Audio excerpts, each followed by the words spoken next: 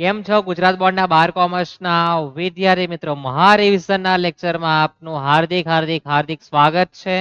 નામાના મૂળતરોમાં આપણે જોવાના છે વિભાગ એફ.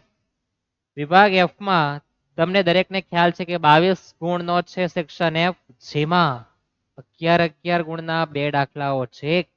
નંબર 47 પર પેઢીનો વાર્ષિક હિસાબ છે, 48 પર કંપનીનો વાર્ષિક હિસાબ છે. મહારિવિઝનનો મુખ્ય ઉદ્દેશ દરેકને ખ્યાલ છે કે આપણી જે પરીક્ષા આવવાની છે 17મી માર્ચે, અને ઉત્તરાયણ પછી કાયપો છે, પછી જે પરીક્ષા આવવાની છે એના માટે આપણે સંપૂર્ણ પરીક્ષાની તૈયારી કરતા છે. જે પરીક્ષામાં આવવાનું છે એના માટે આપણે મહારિવિઝન કરતા ચેપ્ટરમાં શું શીખવાનું છે, શું યાદ રાખવાનું છે, જે આપણો મહારિવિઝનનો મુખ્ય ઉદ્દેશ છે.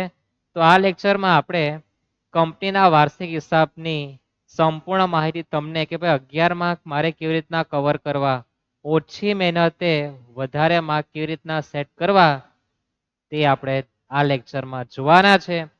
ચેનલ પર નવા હોય તો સબસ્ક્રાઇબ અવશ્ય કરી દેવું, જેથી તમને દરેક લેક્ચર સમયસર મળી રહે.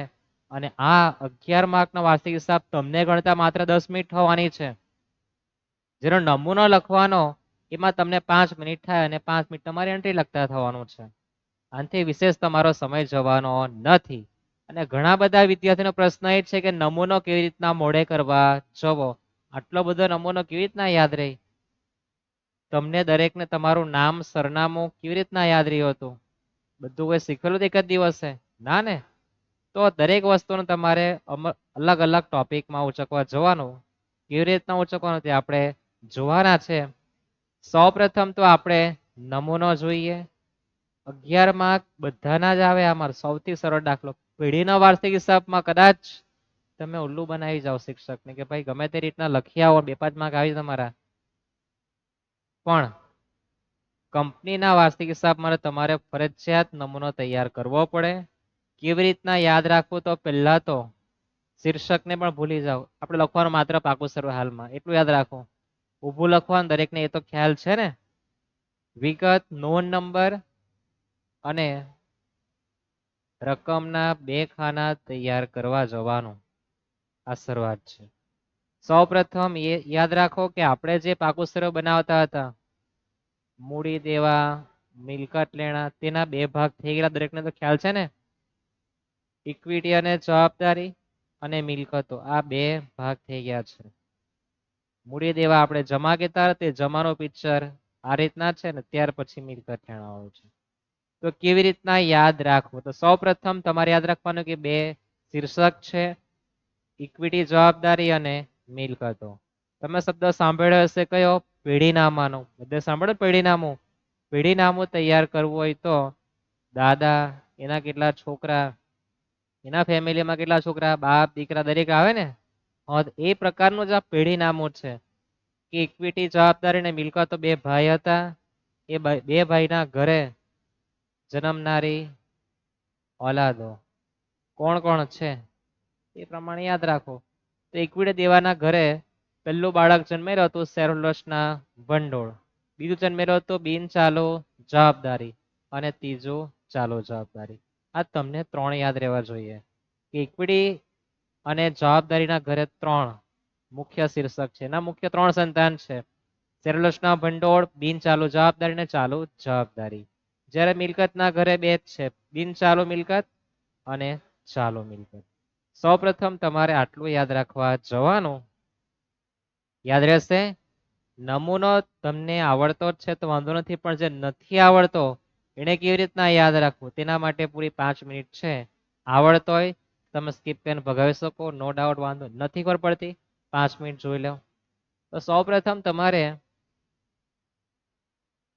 ઇક્વિટી, જવાબદારી એટલે આપણે ઇક્વિટી દેવા કહી દઈએ, એના 3 શીર્ષક યાદ રાખો. સૌપ્રથમ શેર હોલ્ડર્સના ભંડોળ,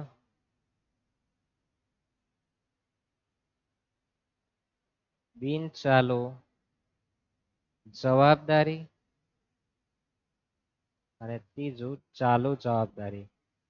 જવાબદારી લખો અથવા દેવા લખો તો એ વાંધો નથી, બરાબર છે. ત્યાર પછી મિલકતો. મિલકતોમાં બે જ છે. સૌપ્રથમ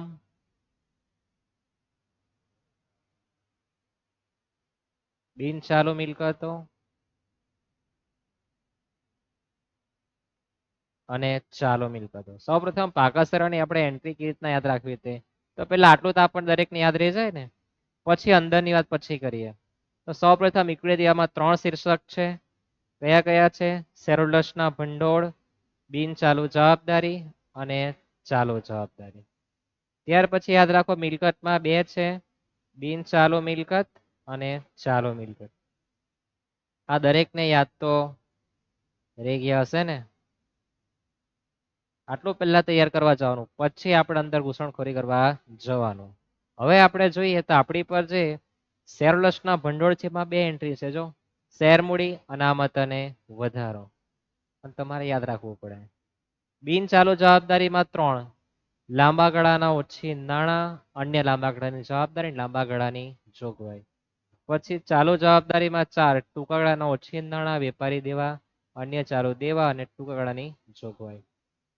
ત્યાર પછી બિન ચાલુ મિલકતમાં કાયમ મિલકત દ્રશ્ય અને અદ્રશ્ય. બિન ચાલુ રોકાણો, લાંબા ગાળા લોન ને ધિરાણ, અન્ય ચાલુ મિલકત.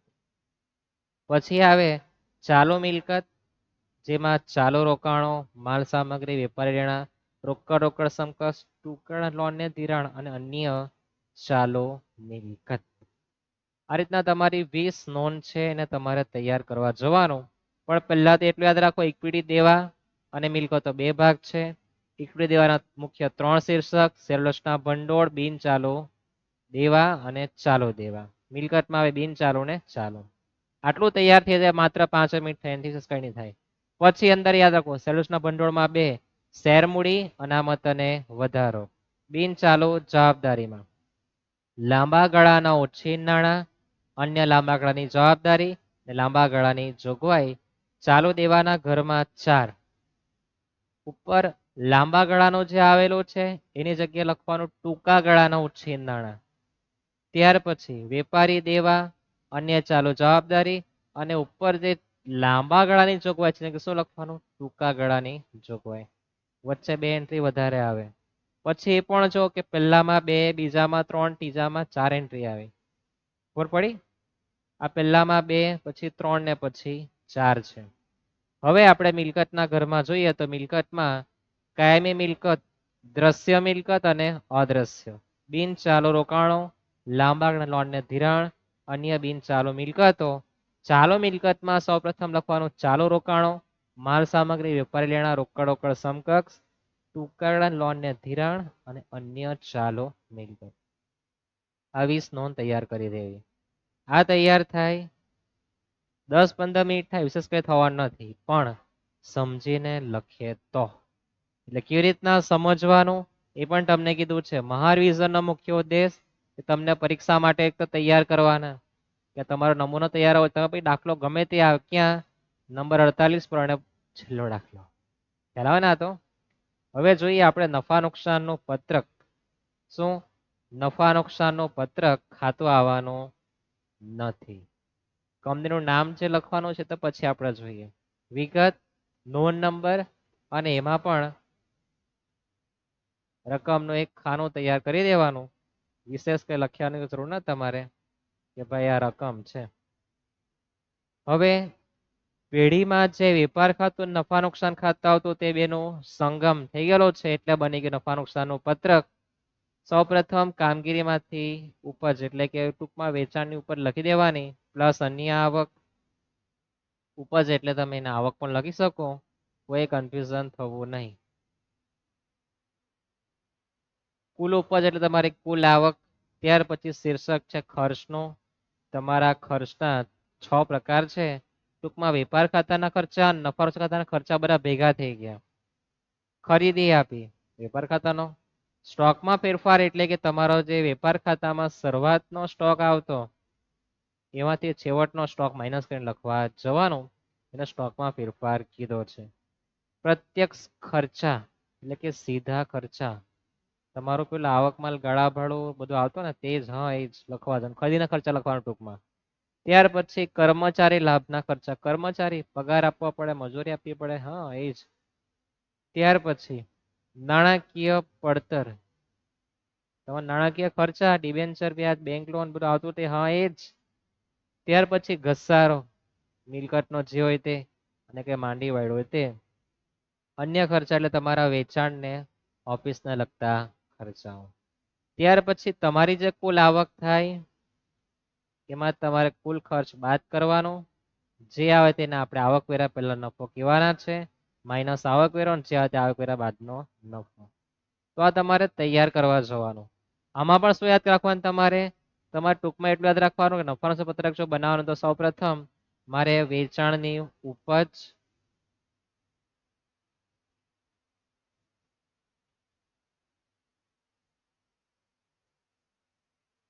વેચાણની આવક લખી દઈએ.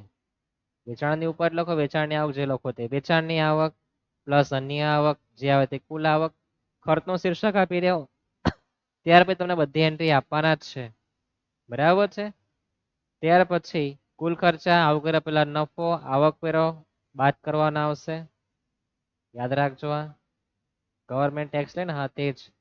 તો આ તમારો નમૂનો છે, તમારે એને તૈયાર કરવો પડે.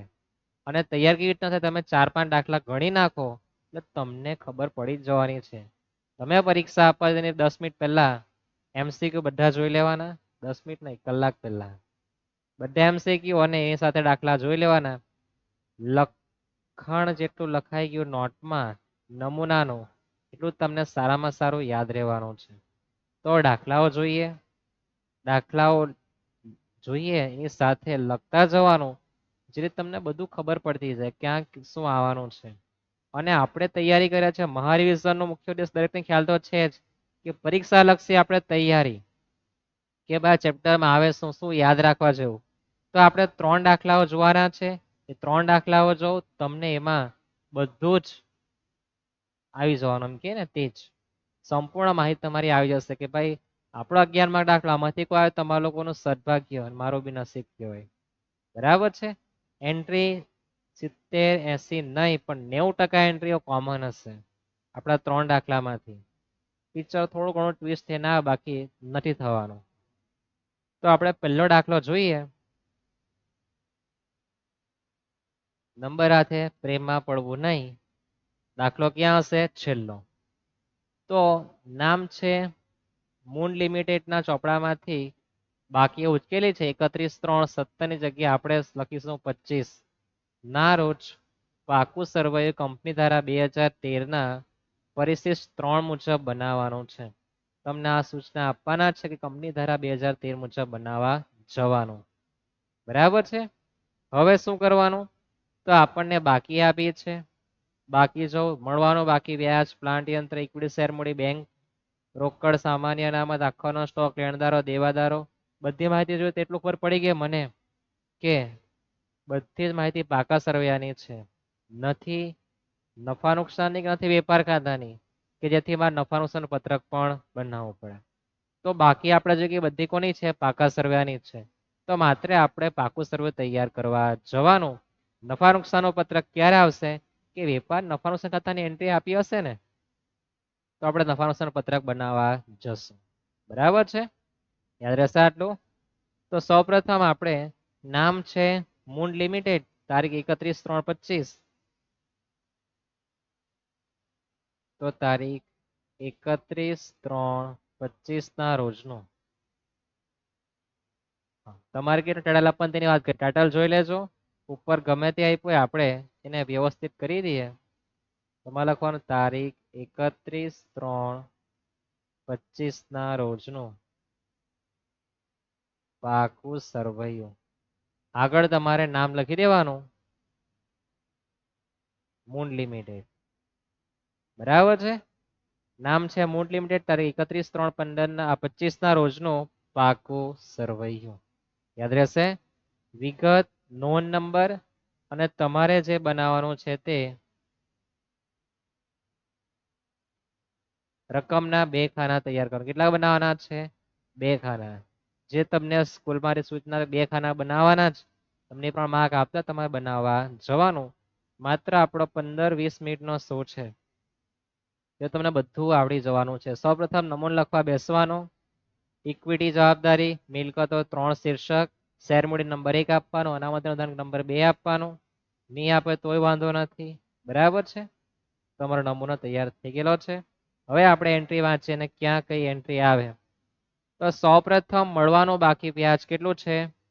30,000 છે ને 30,000? ક્યાં લખવાનું? તો મળવાનું બાકી એટલે સૌપ્રથમ તો એ નક્કી કરવા જવાનું કે મિલકત કહેવાય કે દેવું કહેવાય. પછી આપણે અંદર જઈએ. આપણે સમજવાના છે, સમજીને લખવાના છે, તમને આવડવું જોઈએ. તો સૌપ્રથમ મળવાનું બાકી વ્યાજ એટલે પૈસા લેવાના થયા લેણા કહેવાય. લેણા મિલકતના ઘરમાં આવે. હવે પૈસા લેવાના એ ચાલુ કે બિન ચાલુ? તો ચાલુમાં જ આવે. ગમે ત્યાં લેવાનો હોઈ શકે ને, શામાં આવે? ચાલુમાં.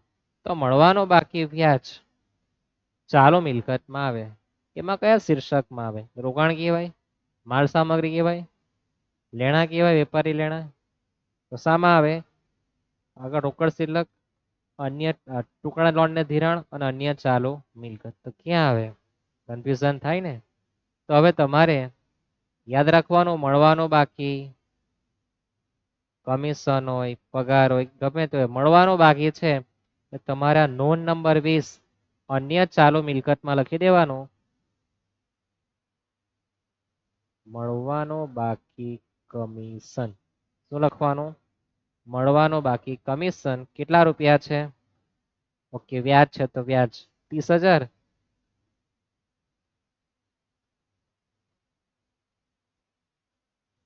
તમારે વ્યાજ લખી દેવાનું. મેં કમિશન લખેલું છે, તમે જે લખો તે.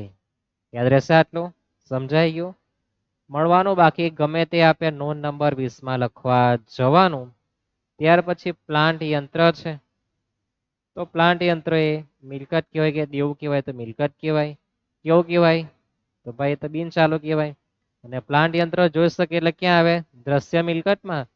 તો દ્રશ્ય મિલકતમાં લખવાનું પ્લાન્ટ યંત્રો કેટલા રૂપિયાના છે? 15 લાખ.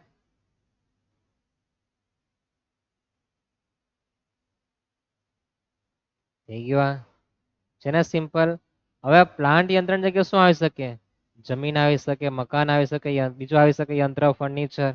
પણ કોઈ એક એન્ટ્રી અહીંયા આવશે દ્રશ્ય મિલકતમાં. ખ્યાલ આવે? ત્યાર પછી આપણે આગળ જોઈએ. ઇક્વિટી શેર મૂડી ક્યાં આવે? ઇક્વિટીના ઘરે. કેટલા રૂપિયા છે? 15 લાખ છે.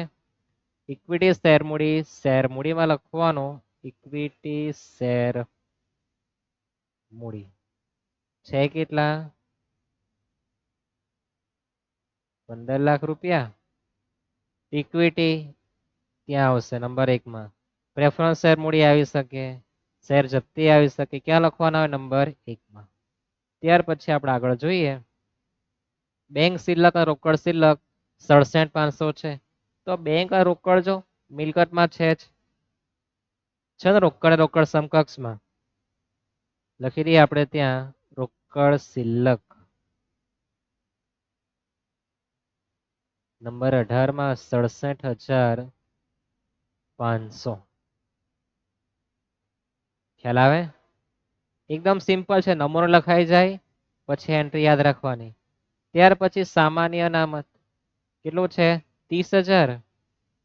તો સામાન્ય અનામત નંબર 2 માં આવવાનું છે.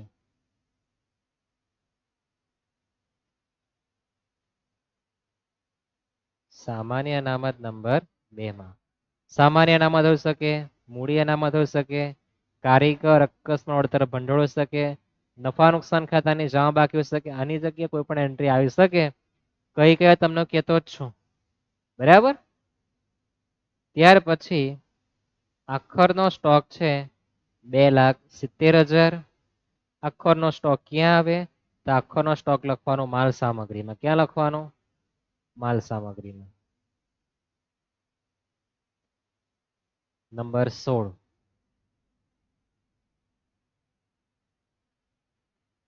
ખ્યાલ આવે આટલું? કેવી રીતના લખવાનો છે? માલ સામગ્રીમાં આવે. ક્યાં? આખરનો સ્ટોક. મિલકત કહેવાય તો દરેકને ખ્યાલ આવશે ને સર? દરેકને ઝબકતી જ છે અંદર. ઝબકે ને બધાની. ત્યાર પછી લેણદારો છે લેણદારો છે કેટલા? 6 લાખ. લેણદારો ક્યાં આવે? તો લેણદારો એટલે પૈસા માંગવાળા, દેવાના ઘરે આવે. કેવા દેવા? તો જો વેપારી દેવા છે ને, હા ત્યાં લખવાનું લેણદારો.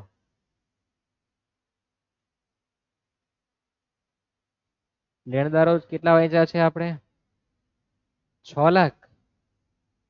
લેણદારો છે આપણી પર 6 લાખ. નંબર 7 માં આવે. ત્યાર પછી દેવાદારો. દેવાદારો છે કેટલા? 345. 645 જેવું જ છે ને? 345. કેટલા છે? 345 દેવાદારો છે. તો વેપારી દેવામાં લેણદાર, તો વેપારી લેણામાં શું લખવાનું? દેવાદાર. યાદ રાખજો આ.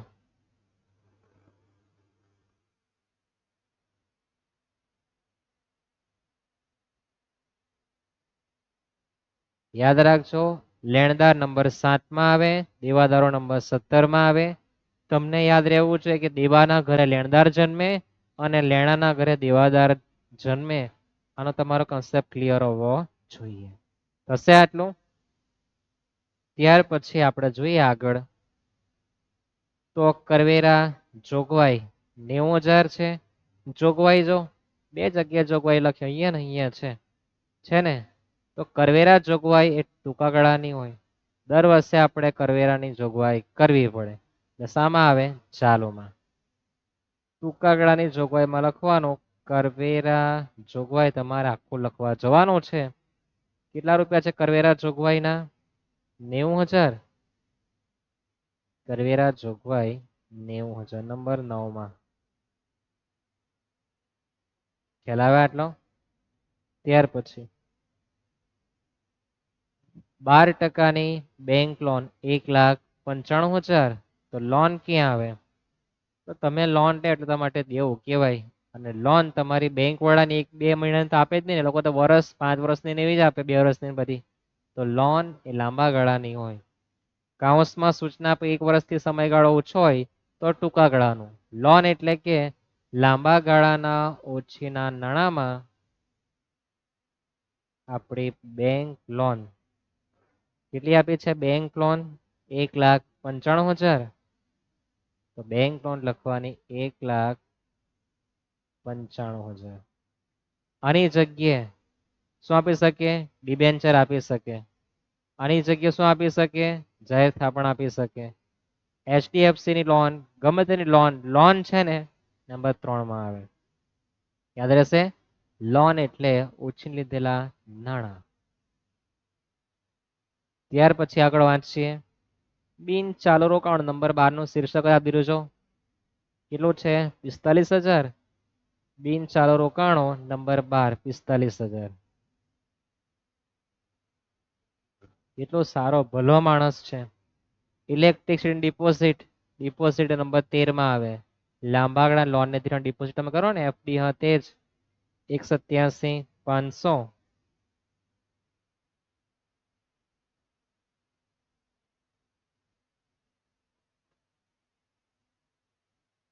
ઇલેક્ટ્રિસિટીની ડિપોઝિટ મારે તમને યાદ રાખવાનું, કોઈ પણ ડિપોઝિટ હોય એ નંબર 13 માં આવે.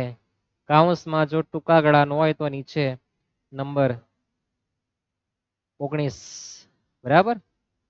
ટૂંકા ગાળાની લોનને ધિરાણમાં આવશે. આપણી ગાડી ભલે ધીમી છે પણ તમને બધું યાદ રહેવું જોઈએ. મુખ્ય ઉદ્દેશ આ જ છે. ક્યાં લખાતું છે પહેલા તો. ત્યાર પછી પ્રોવિડન્ટ ફંડ કેટલા છે? 30,000. લાંબા ગાળાની જોગવાઈમાં પ્રોવિડન્ટ ફંડ 30,000. બધી એન્ટ્રી આવી ગઈ. અહીંયા આપણું પિક્ચર 90% પૂર્ણ થાય. બરાબર છે? આ એન્ટ્રી તમે એકવાર તો પહેલા એક મોઢે કરી નાખો કે આટલી આટલી એન્ટ્રી આવતી છે. પછી મારી કથા સાંભળજો 5 મિનિટની કે શેર મૂડીની જગ્યાએ શું આવે? તો ઇક્વિટી શેર મૂડી, પ્રેફરન્સ શેર મૂડી આવી શકે. સામાન્ય નામતમાં તો એની જગ્યાએ કારીગર, અકસ્માત વળતર ભંડોળ, નફા નુકસાન ખાતાની જમા બાકી, જામીનગીરી પ્રીમિયમ આવી શકે. લાંબા ગાળાના ઉછીનામાં શું આવે કે બેંક લોન, જાહેર થાપણ, હા ડિબેન્ચર. અન્ય લાંબા ગાળાની જવાબદારીમાં ગણતરી આપણે ડેશ કરી દઈએ. લાંબા ગાળાની જોગવાઈમાં provident fund, gratuity fund, pension fund, ટૂંકમાં ફંડ વાળું આવે એવું તમારા મગજમાં ફિટ કરી દેવાનું. ત્યાર પછી ટૂંકા ગાળાના ઓછી નાણાંમાં હાલમાં કઈ નથી પણ એમાં બેંક ઓવરડ્રાફ્ટ અને કેશ ક્રેડિટ યાદ રાખવાનું, બેંક ઓવરડ્રાફ્ટ ને કેશ ક્રેડિટ. વેપારી દેવામાં લેણદારો અને તમારી દેવી હુંડી આવવાની છે. અન્ય ચાલુ જવાબદારીમાં ચૂકવવાનું બાકી જે હોય તે, અગાઉથી કઈ મળેલું હોય તે, ટૂંકા ગાળાની જોગવાઈમાં કરવેરા જોગવાઈ, સૂચિત ડિવિડન્ડ, પ્રેફરન્સ ડિવિડન્ડ, હા એ બધું લખવા જવાનું. યાદ રહેશે? આનાથી વિશે એન્ટ્રી કઈ નથી આવવાની, આટલું યાદ રાખો. તો અન્ય ચાલો જવાબદાર કરીને ડેશ કરી દઈએ. હવે તમારે સરવાળા બહાર કરવા જવાના. આ 1 ને 2 નો, 3 4 5 નો ને આનો સરવાળો, પછી તમારે સરવાળો કરી દેવાનો. ત્યાર પછી દ્રશ્ય મિલકતમાં તો પ્લાન્ટ યંત્ર, જમીન, મકાન, ફર્નિચર, યંત્ર ગમે તે શબ્દ આપી શકે. નંબર 10 માં લખવા જવાનું દ્રશ્ય મિલકતમાં. અદ્રશ્યમાં પાઘડી, pattern, trademark, copyright, software, licence, franchise આ બધું આવે. કોમ્પ્યુટર દ્રશ્ય, કોમ્પ્યુટર સોફ્ટવેર અદ્રશ્ય. બિનચાલુ રોકાણો માં તમને રોકાણ આપી શકે. એક્સ કંપનીમાં રોકાણ, વાયમાં રોકાણ, ટૂંકમાં ગમે ત્યાં રોકાણ હોય. કાઉન્સમાં કામ ચલાવ નહીં આવવા જોઈએ. કામ ચલાવ હોય તો નંબર 15 માં આવે, ચાલુ રોકાણમાં આવે. બાકી ક્યાં લખવાનું? નંબર 12 માં. લાંબા નોંધના ધિરાણમાં કોઈ પણ ડિપોઝિટ અથવા બાંધી મુદતની થાપણ શબ્દ હોય તો એ લખવા જવાનું. શબ્દ મારા યાદ રાખજો. અન્ય બિન ચાલુ મિલકતમાં આપણી અવાસ્તવિક મિલકત, ડિવેન્ચર વટાવ, જાહેરાત ઝુંબેશ ખર્ચ, પ્રાથમિક ખર્ચ, બાંહેધરી કમિશન, આ બધું આવવાનું છે. ચાલુ રોકાણોમાં જે રોકાણનો સમયગાળો 1 વર્ષ કરતા ઓછો હોય, ટૂંકમાં જે 12 નંબરમાં નહીં આવે તે લખવા જવાનું. બાકી પહેલી પસંદગી 12. કાઉન્સમાં કામ ચલાવ રોકાણ આપ્યા હોય તે અહીંયા આવવાના છે. યાદ રહેશે? હાલમાં કઈ નથી ડેશ. ઉપરનાનો સરવાળો જે આવે તે 12 અને પછી ચાલુ રોકાણ ડેશ છે. માલ સામગ્રીમાં અખરનો સ્ટોક, છૂટા ઓજારો, સ્પેર પાર્ટ આપે, માર્ગસ્થ માલ આપે એ લખવાનું. હશે આટલું યાદ? કોઈ પણ ચાલુ કામ આપે તે લખવાનું. ત્યાર પછી વેપારી દેવામાં દેવાદારો અને લેણી હુંડી 2 જવાનું. કાકા ભત્રીજા એમ કહેવાય. રોકડ સમકક્ષમાં રોકડ શિલ્લક, બેંક શિલ્લક, હાથ પર રોકડ આ શબ્દનો ઉલ્લેખ હોઈ શકે. ટૂંકા ગાળાને લોનના ધિરાણમાં કઈ યાદ રાખવાની જરૂર નથી. બરાબર છે? નથી આવવાનું, તમારે કઈ નથી આવવાનું, ડેશ કરી દેજો. અને છેલ્લું અન્ય ચાલુ મિલકતમાં મળવાનું બાકી કમિશન, વ્યાજ ગમે તે મળવાનું બાકી છે એ લખવાનું. ચૂકવવાનું બાકી તો અહીંયા લખવા જવાનું. યાદ રહેશે આટલું? હવે આપણે એનો સરવાળો કરી દઈએ તો આ થવાના છે 15,30,000. 1 અને 2 નો સરવાળો આ થવાના 2,25 અને આ થવાના 6,90. પછી એનો સરવાળો કરવા જવાનો. અહીંયા આપણે જોઈએ તો 15 લાખ છે, 15,45 પ્લસ 1,87,500 તો 17,32,500 અને 2,70 3,45 વત્તા 67,500 વત્તા 30,000 7,12,500.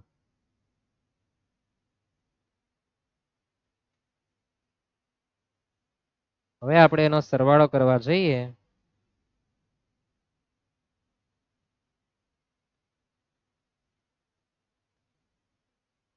$15,30,000 પ્લસ 2,25 પ્લસ 6,90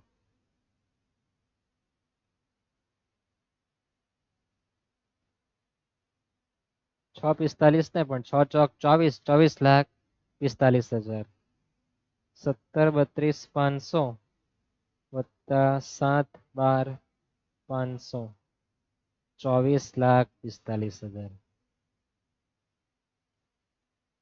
સરવાળા બંને બાજુ પર સરખા થઈ જવા જોઈએ.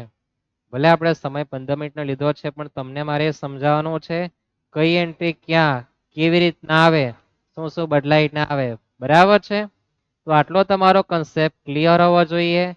શીર્ષક લખવાનું અને પછી અંદર કેવી રીતના એન્ટ્રી આવે એ તમને કીધી છે મેં, બરાબર. કોની જગ્યા કોણ આવી શકે એ પણ કીધું છે. હવે બીજા બે દાખલા જોઈએ કે જેમાં નફા નુકસાનનું પત્રક પણ સાથે આવવાનું છે. તો રકમ જોઈએ આપણે.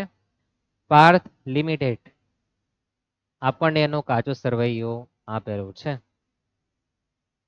વેચાણ આપ્યું, વેચાણ એટલે નફા નુકસાન પત્રકમાં આવે, મગજમાં આવી જવું છે એટલે મારે બનાવવાનું છે.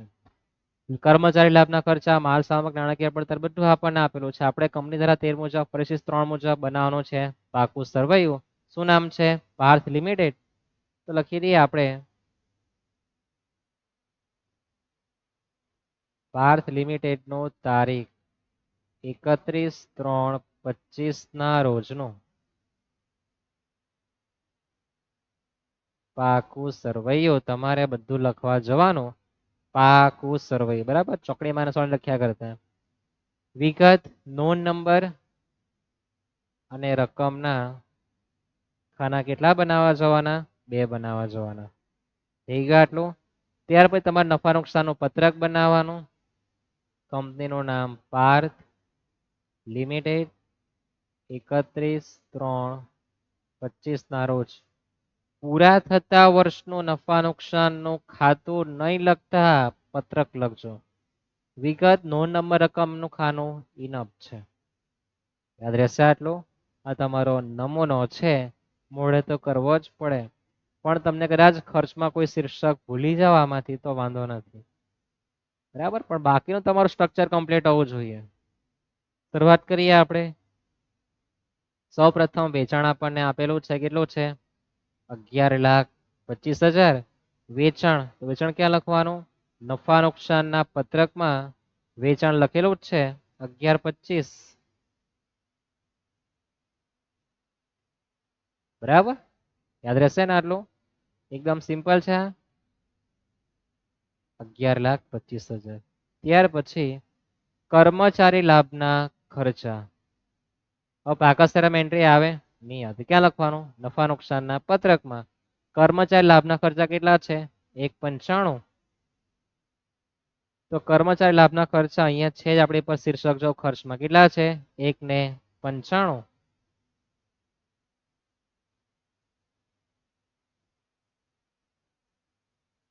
ખ્યાલ આવે ક્યાં લખવાનું તે? ત્યાર પછી માલ સામગ્રી 1,65,000. માલ સામગ્રી ક્યાં આવે? તો એનું આપણી પાસે શીર્ષક છે જ. માલ સામગ્રી જો કેટલું છે ને અહીંયા નંબર 16 માં માલ સામગ્રી 1,65 છે. તો માલ સામગ્રીમાં લખી દેવાના 1,65,000. જો સીધું તમને શીર્ષક જ આપ્યા, ટાઇટલ આપ્યા છે, કઈ વાર લાગતી નથી. પણ ક્યારે? નમૂના આવડતો હોય ત્યારે. ત્યાર પછી નાણાકીય પડતર 26,250. નફા નુકસાનના પત્રકમાં જો ખર્ચમાં છે નાણાકીય પડતર 26,250. શીર્ષક જ આપવાના છે. જો કેટલું સારું, અંદરની કોઈ એન્ટ્રી નથી આપતી તમને કે આ જો કે ભાઈ આની અંદર આવતું છે, નથી આવતું ને. એટલે સ્ટ્રક્ચર યાદ રાખો, મોટે ભાગનું આ જ હોય. બંને સાથે આપે તો અંદરની છૂટી એન્ટ્રી બહુ ઓછી આવે, બરાબર. તમારી કેપેસિટી લોકો જાણે કે બાળકથી થવાનો નથી. ત્યાર પછી જામીનગીરી પ્રીમિયમ નંબર 2 માં આપણે ચર્ચા કરી ગયા છે ને, સામાન્ય નામમાં જામીનગીરી કીધું હતું, યાદ છે ને? હા, તો બસ એ ઝબકવી જોઈએ. નંબર 2 માં જામીનગીરી પ્રીમિયમ 60,000. તો નફા અનામત અને વધારામાં લખવાનું જામીનગીરી પ્રીમિયમ. અને નફા નુકસાનનું પત્રક જે બનાવેલું છે એનો જવાબ પણ લખવાનો છે. તો આપણે વિગતમાં બંને એન્ટ્રી લખી દઈએ. જામીનગીરી પ્રીમિયમ આપણે જોઈ કેટલું છે? 60,000. તો જામીનગીરી પ્રીમિયમ આપણે લખી મૂકીએ ઘરમાં 60,000. કારણ કે નફા નુકસાન પત્રકનો જે જવાબ આવશે તે પણ નંબર 2 માં લખવાનો આવે. ખબર છે ને? ની ખબર તો જાણી લો હમણાં. ત્યાર પછી દ્રશ્ય મિલકત આપણને કેટલી આપી છે? 12 લાખ. જો શીર્ષક જ આપેલા છે ને, દ્રશ્ય મિલકત આપણને તૈયાર આપેલી જ છે 12 લાખ. કોઈ મહેનત કરવાની રહેતી છે? નમૂનો લખી દેવો ને મોઢે કરી નાખો એટલે પછી આપણા ચપટી વગાડતા વગાડતા માર્ક આવે. ત્યાર પછી જોઈએ તો વેપારી દેવા આપેલા છે પણ જો શીર્ષક છે કેટલા છે 90,000, વેપારી દેવા 90,000. આવું સિમ્પલ જ આવવાનું છે, અઘરું નથી આવવાનું. પણ હા એ તમે જાણી ગયા તે જ નમૂનો તૈયાર હોવો જોઈએ. ઇક્વિટી શેર મૂડી 750. ઇક્વિટી શેર મૂડી ક્યાં આવે? શેર મૂડીમાં. ઇક્વિટી શેર મૂડી 7,50,000. યાદ રહેશે આટલું? ત્યાર પછી આપણને આપેલું છે વેપારી લેણા, જો શીર્ષક જ આપે વેપારી લેણા નંબર 17 60,000. વેપારી લેણા નંબર 17 60,000 છે ને? હા એકદમ સહેલું જ છે પણ નમૂનો લખતા આવડી ગયો તમને. અન્ય ઉપજ નફા નુકસાનના પત્રકમાં આપણે લખેલું છે ને અન્ય ઉપજ કેટલું છે 30,000.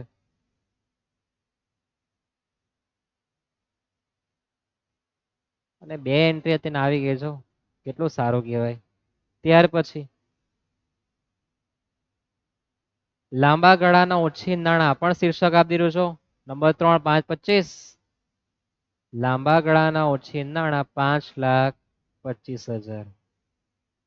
કોઈ દીકરાની બધા બાપ જ આપેલા છે ને, બહુ સારું કહેવાય. ત્યાર પછી રોકડ અને બેંક શિલ્લક 90,000. ક્યાં લખવાનું? રોકડ ને રોકડ સમકક્ષમાં નંબર 18 માં રોકડ ઓબ્લિક બેંક શિલ્લક કેટલા રૂપિયા છે 90,000. ઓકે નહીં 33,750. 33,750. ત્યાર પછી ઘસારો આપેલો છે રકમ આપણે આમ તેમ થઈ ગયા. ઓકે 90,000 છે ને.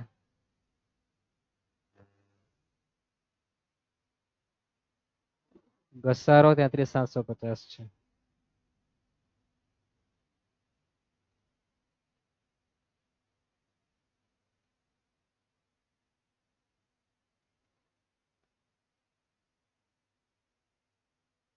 ઘસારો આપણી પર 33,750 છે. એનું પણ શીર્ષક છે જો નફા નુકસાનના પત્રકમાં છે ને ઘસારો. હા છેલ્લું કેટલું છે 33,750. થઈ ગયું. શીર્ષક જ આપેલા છે કઈ વાર નથી લાગતી જો. ત્યાર પછી વેચેલ માલની પડતર 6 લાખ છે. કેટલી છે 6 લાખ. તો વેચેલ માલની પડતર નફા નુકસાનના પત્રકમાં વેચેલ માલની પડતર ખરીદી અને સ્ટોકમાં ફેરફારના બેના સંગમને એટલે કે સરવાળાને કહેવાય. શું કહેવાય? વેચેલ માલની પડતર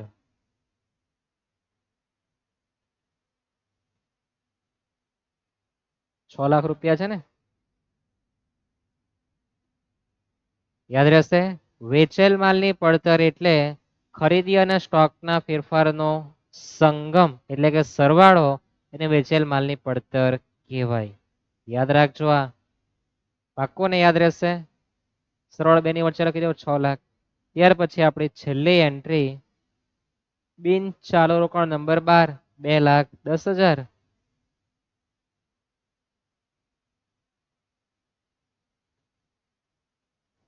ત્યાર પછી આપણને કોઈ નીચે હવાલો આપેલો નથી આપ્યો ને. પૂર્ણ થઈ ગયો આપણો પિક્ચર. જો એ વાર લાગી, કોઈ પ્રકારની વાર લાગી નહીં. સૌપ્રથમ આપણે આપણો સરવાળો કરવા જઈએ તો 11,25 ને 30 એટલે 11,55 આપણી આવક થાય. કુલ આવક હવે આપણે સરવાળો કરવાનો 6,01,95. ટૂંકમાં બધા ખર્ચાનો સરવાળો 6,00,000 વત્તા 1,95 વત્તા 26,250 વત્તા 33,750.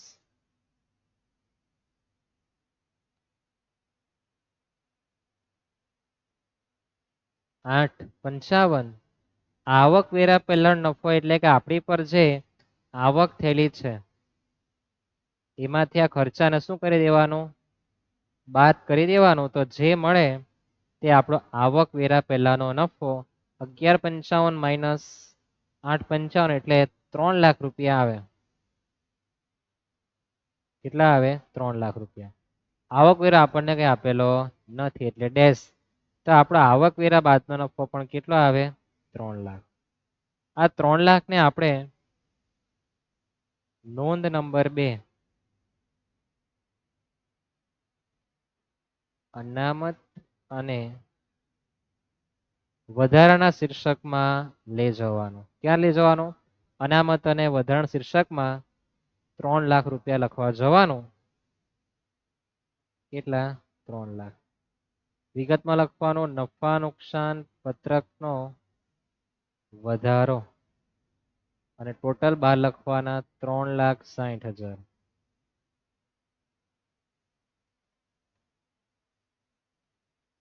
ખ્યાલ આવે? પછી જ્યાં નથી એવું ત્યાં ડેશ કરી દેવાનું, જ્યાં કઈ નથી એવું ત્યાં ડેશ કરી દેવાનું.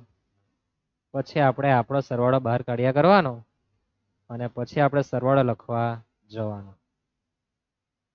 થાય એટલું? યાદ રહેશે ને? 750 વત્તા 360 તો 11,10,000. આ થવાના 525, આ થવાના 90,000.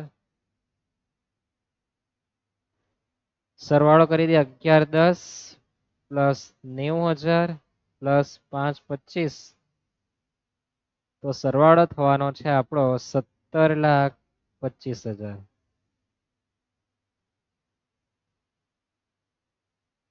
એટલો સરવાળો અહીંયા પણ આવવો જોઈએ એમ કે તો આપણો જવાબ સાચો 17,25. તો 12 લાખ 2 ને 10 એટલે 14,10.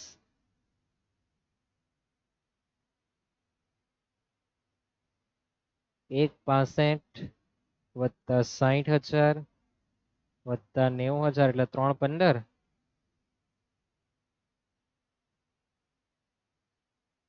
વત્તા 14,10 આવે 17,25.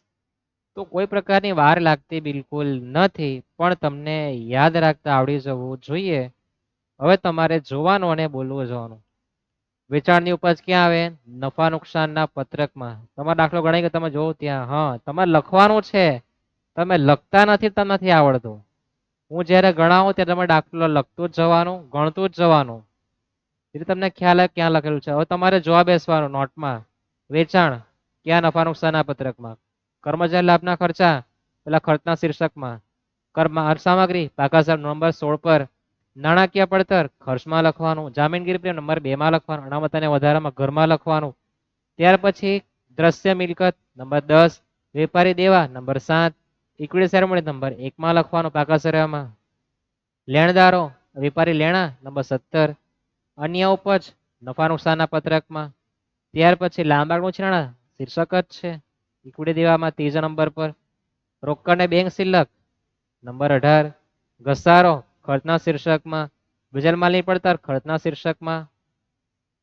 હા એ તમારા મગજમાં આવું છે કે ખરીદી અને સ્ટોકમાં ફેરફારનો સંગમ વેચાયેલ માલની પડતર કહેવાય. બિનચાલુ નંબર 12 માં.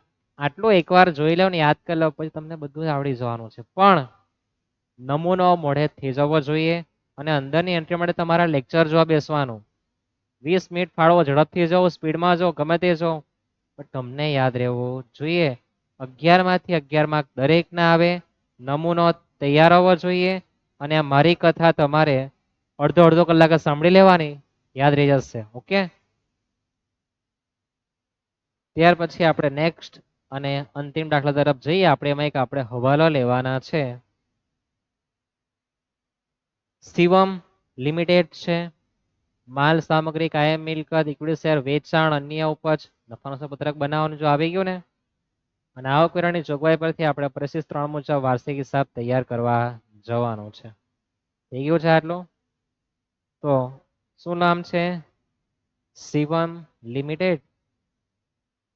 તારીખ આપણે 25 જ કરી દેવાના છે.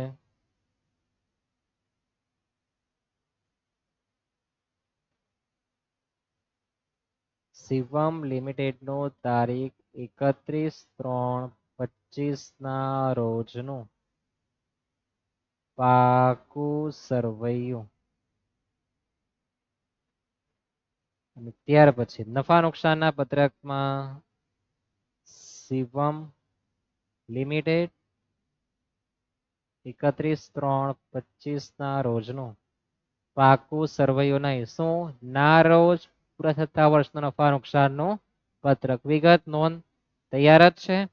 અહીંયા શું આવશે? રકમ યાદ રહેશે ને? એ તમારા રકમના બે ખાના થવાના.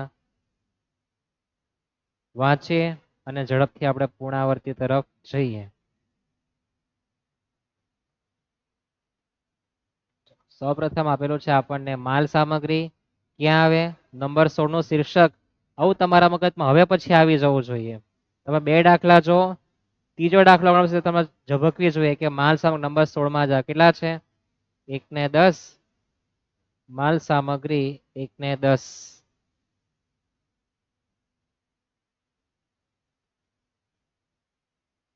ત્યાર પછી દ્રશ્ય મિલકત આપણને આપી છે 8 લાખ. દ્રશ્ય મિલકત કેટલી આપી છે? 8 લાખ રૂપિયા. ત્યાર પછી ઇક્વિટી શેર દરેક રૂપિયા 100 નો. એવા કેટલા આપેલા છે? 5 લાખ.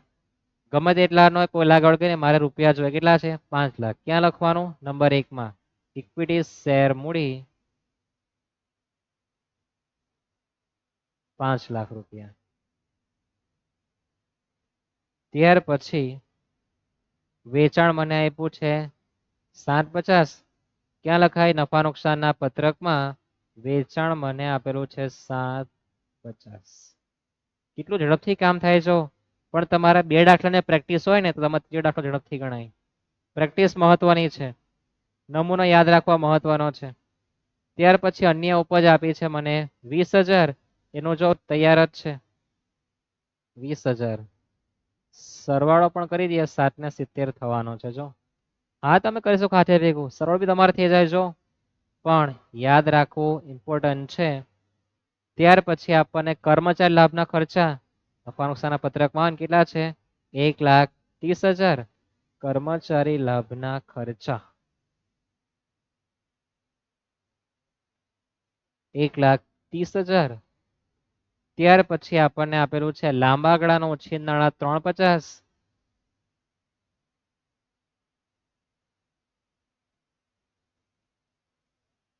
શીર્ષક આપી દીધા. જો બંને સાથે પૂછે તો 80% શીર્ષક જ હોય. ભાગ્ય જ એન્ટ્રી ઇક્વિટી શેર મૂડી જેવી કદાચ નાખીને આવતો હોય થોડું ઘણું તો.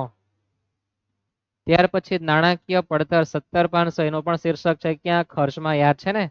નાણાકીય પડતર રકમ ભૂલી જવાય. 17,500.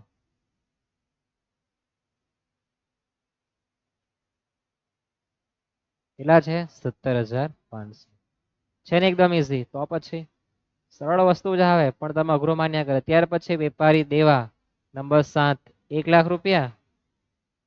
નંબર 7 1 લાખ રૂપિયા વેપારી દેવા. ત્યાર પછી વેપારી લેણા નંબર 17 40,000. નંબર 17 માં 40,000. ત્યાર પછી રોકડ અને બેંક શિલ્લક એની નીચે 60,000.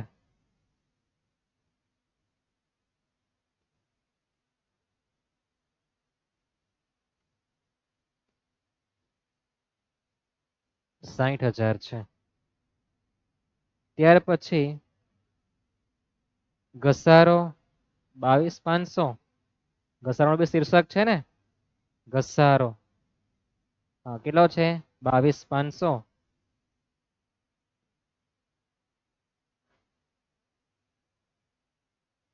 ત્યાર પછી વેચેલ માલની પડતર હમણાં જોઈ ગયા. કેટલું છે? 4 લાખ રૂપિયા. વેચેલ માલની પડતર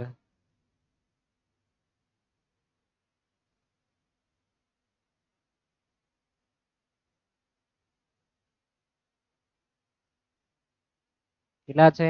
4 લાખ રૂપિયા. ત્યાર પછી બિન ચાલુ રોકાણો છે 1,40,000 આપણી પર છે જ સ્ટ્રક્ચર છે ને નંબર 12.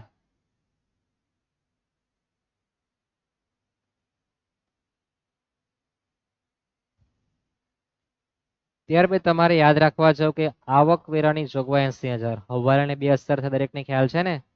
આવકવેરાની જોગવાઈ 2 અસર આપવા જવાનું. કેટલી અસર? 2 અસર.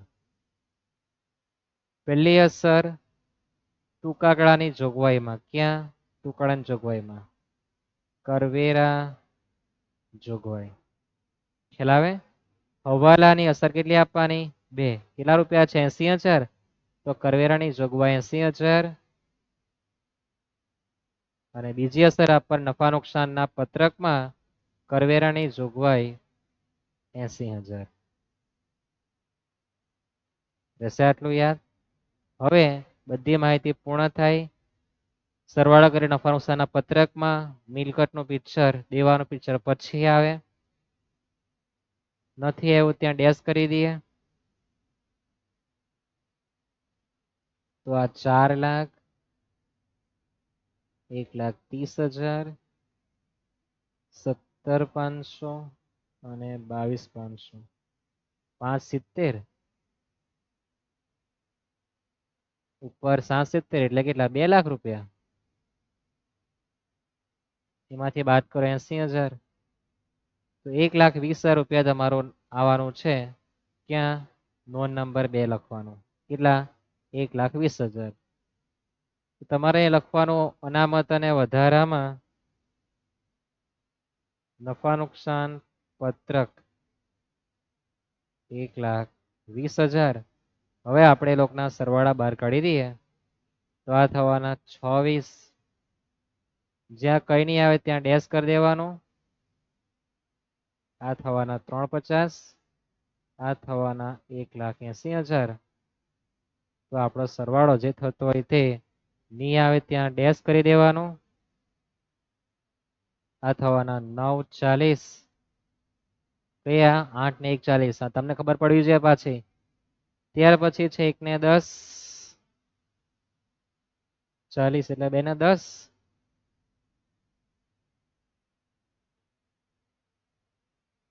તો 2 ને 9 એટલે 11,50. તો અહીંયા પણ 11,50 થવો જોઈએ એમ કે. તો 6 ને 20, 3,50 અને 1 ને 80. થઈ ગયો સરવાળો. તો કેટલું સરળ વસ્તુ છે. તમારે માત્ર નમૂનો યાદ રાખવાનો અને પછી અંદરની એન્ટ્રી તમે જોઈ શકો 1, 2 ને 3. મોટે ભાગના શીર્ષક ક્યારે? જ્યારે તમને નફા નુકસાનનું પત્રક આપે ત્યારે મોટે ભાગના શીર્ષક જ આવવાના છે. ભાગ્ય જ એકાદ એન્ટ્રી તમારી અંદરની આવી શકે. એટલે નમૂનો મોડે કરી નાખો. નમૂના મળે તમારું બધું જ કમ્પ્લીટ છે. અને ગણતા માત્ર 5 મિનિટ થાય. નમૂનો વાળતા 5 મિનિટ અને લખતા 5 મિનિટ. પણ તે દિવસે તમારે બપોરે 12 વાગે એકવાર નમૂનો લખવાનો અને સ્વાધ્યાયના છેલ્લા બંને દાખલા ગણીને જવાના. કયા? છેલ્લા 2 દાખલા. તો તમારું ખોટું જવાની સંભાવના એકદમ ઘટી જાય. 11 માર્ક તમારે આવી જ જવાના છે. યાદ રહેશે આટલું? પાક્કું ને? તો મળીએ આપણે નેક્સ્ટ લેક્ચરમાં, જેમાં આપણે MCQ જોવાના છે. MCQમાં કયા પ્રકારનો ટ્વિસ્ટ આવે એ ટ્વિસ્ટ પણ જોવાના છે. પેઢીના વાર્ષિક હિસાબ માટે તમે કોમેન્ટ કરી શકો છો. શેર મૂડીના વ્યવહાર તમને આપેલા જ છે યુટ્યુબ પર, તમે ડિસ્ક્રિપ્શનમાં જોઈ લેજો. અને આપણે પરીક્ષાના દિવસ પહેલા તમને જો કોઈ પ્રશ્ન હોય તો આપણે લાઈવ લેક્ચરનું પણ ગોઠવણ કરવામાં આવશે. બરાબર? તમારી કોમેન્ટ આવી જોઈએ કે લાઈવ લેક્ચર જોઈએ જ, આપણે બધું ચર્ચા કરીશું. સબસ્ક્રાઇબ કરી દેજો જેથી તમને દરેક લેક્ચર સમયસર મળી રહે. ઓકે.